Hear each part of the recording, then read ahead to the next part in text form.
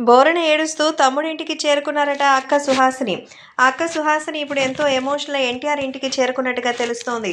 గతంలో కూకట్పల్లి నియోజకవర్గం నుంచి పోటీ చేసి ఓడిపోయినటువంటి మన సుహాసిని ఇప్పుడు కూడా ఎలాంటి రాజకీయంగా ముందడుగు వేయడం లేదు. కానీ తెలుగుదేశం పార్టీకి ఎన్టీఆర్ అండ కావాలని మాత్రం గ్రహించింది. ఈ విషయంపై ఇప్పటికే క్యాడర్‌లో చాలామంది మాట్లాడుకుంటున్నారని, నందమూరి కుటుంబ సభ్యుడిగా నువ్వు చేయాల్సినటువంటి బాధ్యత ఎందుకు చేయడం లేదంటూ ఎంతో ఎమోషనల్ అయింది. నీ గురించి అక్కడ వాళ్ళు తక్కువ చేసి మాట్లాడుతుంటే నాకు చాలా బాధ అనిపిస్తుంది. వాళ్ళంతా నిన్ననడానికి ఏ అర్హత లేనటువంటి వాళ్ళు. ఈరోజు నీ స్థాయి, అలాగే నీ యొక్క కెపాసిటీ వేరే.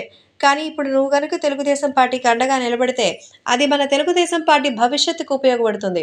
సో, టీడీపీ విజయం సాధిస్తే అది మన కుటుంబ సభ్యులందరికీ ఆనందమే కదా! సో, ఆ పార్టీ అధికారమో, లేకపోతే పదవులో కాదు మనకు ముఖ్యం. పార్టీ ఊపిరి పోసుకోవడం ముఖ్యం.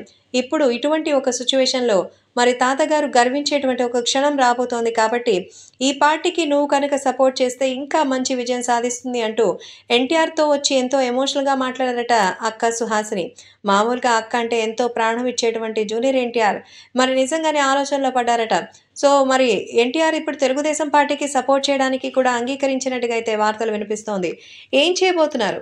కేవలం నేరుగా వచ్చి ప్రచారం చేస్తారా? లేదంటే జూనియర్ ఎన్టీఆర్ అలాగే సోషల్ మీడియా ద్వారా తన సమ్మతిని తెలియచేస్తారన్న విషయంపై క్లారిటీ రావాలి. మొత్తానికి జూనియర్ ఎన్టీఆర్ తెలుగుదేశం పార్టీకి సంబంధించిన విషయంలో